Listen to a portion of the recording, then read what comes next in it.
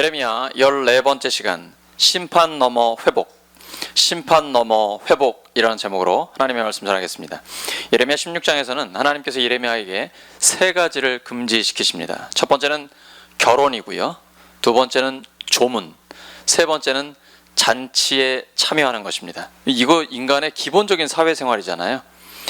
결혼, 조문, 잔치 참여 세 가지를 하지 못하게 하십니다. 그 중에 결혼 금지를 명령하신 2절에 보시면 히브리어 로라는 단어가 나오는데 이건 계속적인 금지입니다. 한 번 금지로 끝이 아니라 예레미야가 앞으로 전혀 결혼할 생각을 하지 말라는 겁니다. 항구적인 금지예요. 결혼을 금지시켰습니다. 결혼을 못하니까 자녀도 못 갖게 되겠죠? 자녀를 못 갖는 게 오늘날과는 완전히 다른 겁니다. 고대 이스라엘 사회에서 자녀를 못 갖는다는 건 노후 준비가 전혀 안 된다는 거예요. 오늘날은 노후 준비를 위한 보험이나 연금도 있고 국가 정책도 있죠. 근데 그때 당시에는 아무것도 없습니다. 딱 한 가지, 자녀밖에 없습니다. 자녀들이 연로하신 부모님을 공경해야만 노후에 안전이 보장되는 겁니다. 그러니까 지금 예레미야는 결혼을 못하게 하니까 사람이라면 대부분 누구나 결혼해서 남편과 아내가 기쁨과 서로 위로를 얻는데 그런 기본적인 즐거움을 갖지 못하게 합니다. 그리고 슬픔을 당한 그 유족들에게 조문을 하는 것, 이거 안 한다 그러면 사람 도리 못하는 거잖아요. 결혼식에 당연히 가서 큰 축하해 줘야 되는데 안 하면 사회적으로 왕따가 되는 겁니다. 친인척들 사이에 그의 얼굴을 들 수가 없죠. 조롱과 경멸의 대상이 됩니다. 그리고 히브리어에는 독신남이라는 단어 자체가 없습니다. 왜 그럴까요? 독신으로 사는 남자가 없기 때문이에요. 근데 예레미야에게 독신으로 남자로서 살라는 겁니다. 이거는 사람들이 볼 때는 조롱하고 경멸의 대상이 되는 것이죠. 예레미야에게 왜 이러실까요? 예레미야는 하나님의 말씀을 듣고 그 말씀 전하는 것밖에 없는데 하나님이 말씀하셨으니 순종할 수밖에 없잖아요. 근데 예레미야가 하나님의 말씀에 순종을 했더니 사람들에게는 손가락질 당하고 슬픔과 고통이 평생 오는데 왜 그러냐면 예레미야의 삶을 통해 하나님의 말씀을 전하시기 원하기 때문이에요. 하나님이 예레미야를 부르실 때는 예레미야의 입만 부른 게 아니에요. 예레미야의 삶 전체를 부른 겁니다. 하나님께서 죄를 짓고 있는 이스라엘에게 너희들 곧 심판받는다라고 말씀하셨는데 그 심판을 삶으로 표현하라는 거예요. 이제 얼마 있다가 대제국인 바벨론에게, 여러분 세계사 공부하실 때 나오죠. 바벨론에게 포위를 당해서 공격당합니다. 고대 사회에서 포위를 당해 공격당하면 얼마나 피해가 심각한지 아시겠죠? 상상이 되시죠? 우리 조선시대의 병자호란, 중국의 청나라에게 공격을 당했을 때 남한산성에 우리 왕인 인조가 신하들과 함께 거기에 몰려 있었습니다. 포위당했죠. 그리고 수많은 백성들은 다 죽어나갔습니다. 여러분 고대 사회에서 포위를 해가지고 공격을 하면 민간인의 피해가 엄청납니다. 시체가 시체 위에 쌓입니다. 장례를 치를 수 있겠습니까? 무슨 조문이 있겠어요? 잔치라는 건 상상도 할 수가 없는 거죠. 결혼 누가 할 수 있습니까? 자식도 없죠. 곧 그렇게 된다는 걸 예레미야의 삶을 통해 그냥 보여주는 거예요. 이게 하나님의 사람의 역할입니다. 하나님의 사람은 말로만 하는 게 아니라 우리의 삶으로 하나님의 말씀을 드러내주는 겁니다. 이걸 예수님께서는 복음에 합당한 삶으로 보여주셨습니다. 예수님이 우리를 위해 죽으시고 부활하셨습니다. 부활하신 주님이 우리와 함께 하십니다. 그리고 우리를 하나님의 사람으로 부르셨습니다. 이제는 우리가 예수님의 제자로서의 길을 걷기를 원하십니다. 그 길은 예수님이 걸으셨던 그 삶을 본받는 겁니다. 사명을 따라 사셨습니다. 교회의 사명이 무엇입니까? 영혼을 구원하고 제자들을 양육하며 하나님의 나라를 구하고 하나님 나라의 아름다움을 드러내는 겁니다.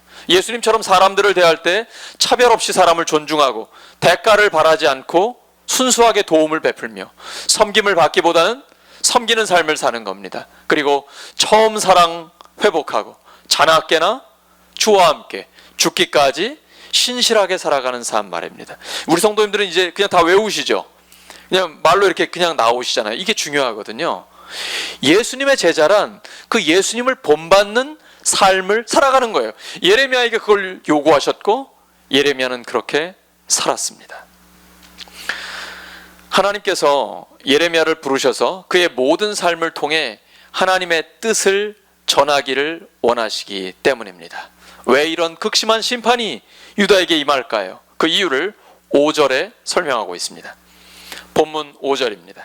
이제는 결혼할 수도 없고 장례도 못 치러요. 시체들이 막 쌓이고 나뒹굽니다. 잔치라는 건 상상도 못할 일이에요. 왜 이런 일이 일어났다고요? 하나님께서 뭘 없애버렸다고요? 세 가지 중요한 단어가 나옵니다. 하나님의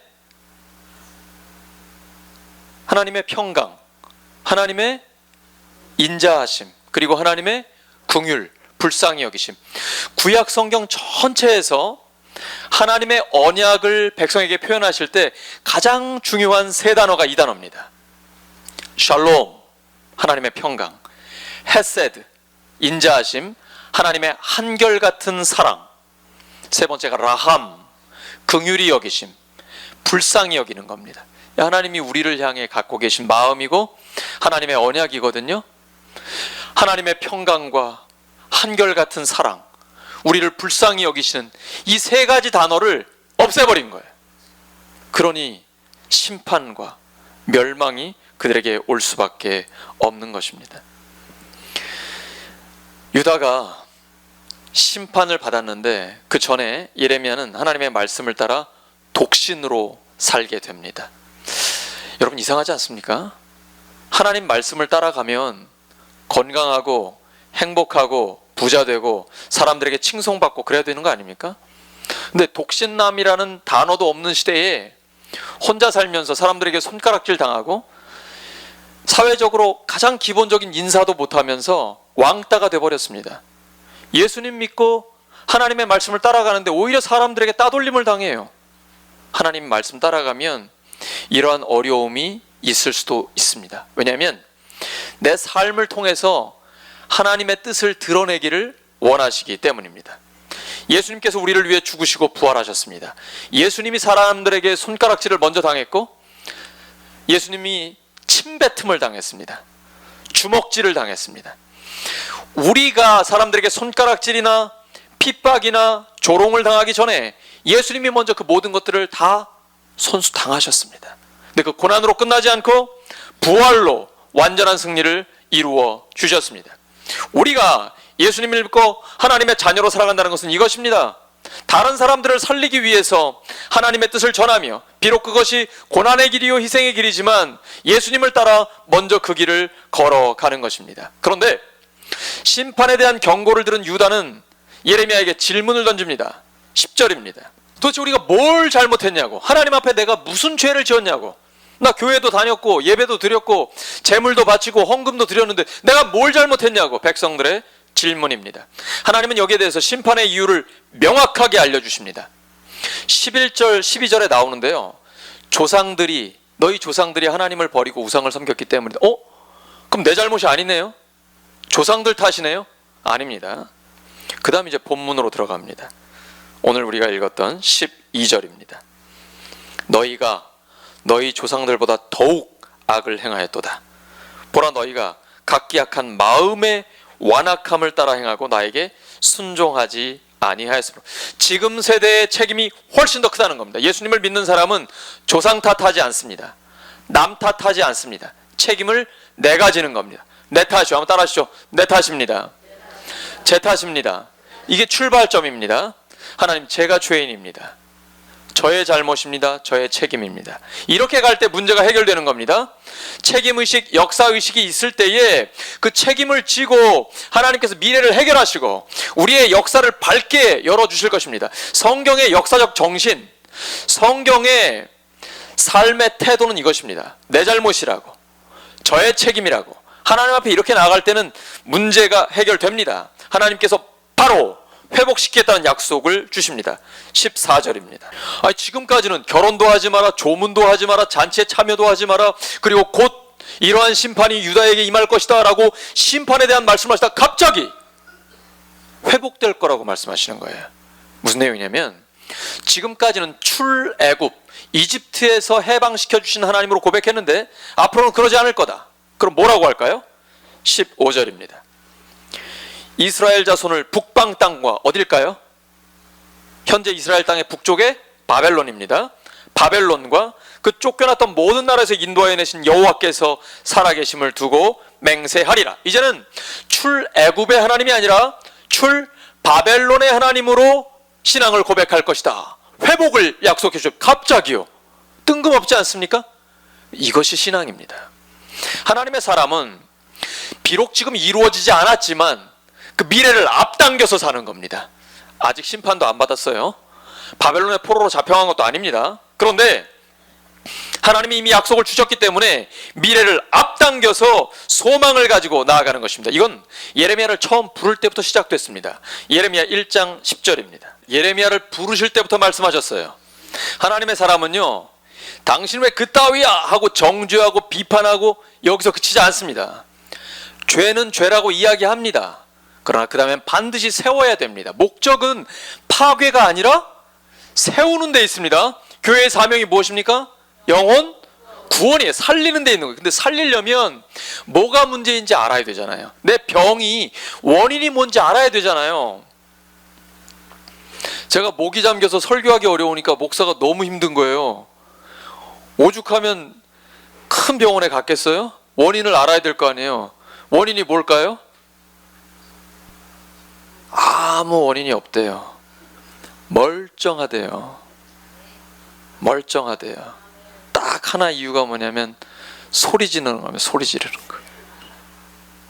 이제 이유를 알았으니까 소리 지르지 말아야 되겠죠? 이유를 알아야 돼. 이유. 지금 유다가 심판을 받는 이유는 자기 죄 때문이에요. 자기 죄. 이 죄를 알았잖아요. 그러면 그 다음엔 이걸 회복시켜야 되거든요. 목적은 회복이고 구원이지 정죄해서 사람 죽이는 거 아니잖아요. 우리가 자녀들을 가르칠 때에 자녀를 죽이려는 부모는 아무도 없습니다. 엄하게 하지만 그 자녀를 살리고 잘 되라고 하는 것이죠. 하나님이 심판하시는 건 심판 자체가 목적이 아니에요. 구원하시는 게 목적. 예레미야는 그 마음을 알기 때문에 지금 계속 심각한 심판의 이야기를 하다가 갑자기 회복을 선포하는 겁니다. 심판 넘어 회복을 바라보는 겁니다. 따라하시죠. 심판 넘어 회복. 심판 넘어 회복. 심판 너머에 구원이 있습니다. 하나님께서 주시는 구원은 심판이라는 값을 치르고 주어집니다. 여러분, 아무 대가도 없이 주어지는 구원과 은혜가 있을까요? 싼 게 큰 오해를 합니다. 교회가 다 거저주니까 예수님도 구원도 영원한 생명도 하나님 나라도 다 거저주니까 은혜로 선물로 주니까 싼 게 비지떡으로 큰 오해를 하시는데 아니죠. 예수님의 생명을 치룬 거예요. 예수님의 핏값으로 산 교회예요. 그래서 가장 가치 있는 거예요. 값을 매길 수가 없기 때문에 은혜로 주는 거예요. 나는 얼마짜리예요? 연봉이 얼마세요? 나 얼마짜리예요? 성도는 얼마짜리예요? 나는 예수님짜리입니다. 한번 따라하시죠. 나는 예수님짜리입니다. 옆 사람 축복해 주시기 바랍니다. 당신은 예수님짜리입니다. 당신은 예수님짜리입니다. 우리는 예수님의 생명을 주고 우리를 구원해 주셨습니다. 예수님께서 십자가의 죽음이라는 심판을 대신 받으셨기 때문에 우리에게 영생이 주어진 것입니다. 그 예수님의 제자가 가는 길도 동일합니다. 자기를 내어주는 희생과 섬김, 이것이 예수님의 제자가 가야 할 길입니다. 누가복음 9장 23절 함께 보겠습니다.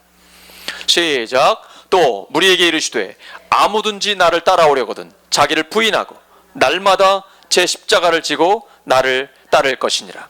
심판 너머의 회복이 기록되어 있습니다.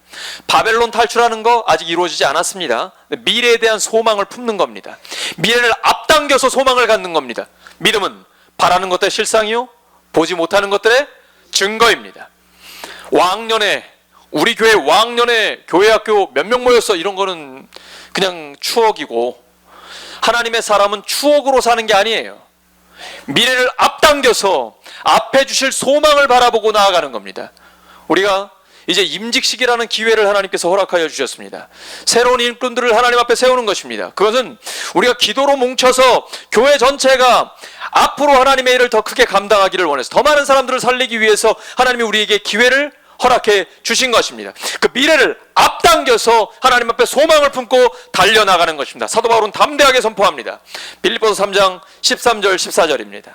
앞에 있는 것을 잡으려고 표대를 향하여 그리스도 예수 안에서 하나님이 위에서 부르신 부름의 상을 위하여 달려가노라. 어디를 향하여? 표대를 향하여. 달려가려면 어떻게 될까요? 뒤에 있는 거 잊어버려야 됩니다.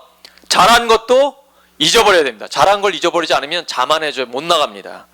잘못한 것도 잊어버려야 됩니다. 예수님이 이미 다 용서하셨습니다. 그렇기 때문에 이제는 담대하게 하나님의 사명을 감당하는 겁니다.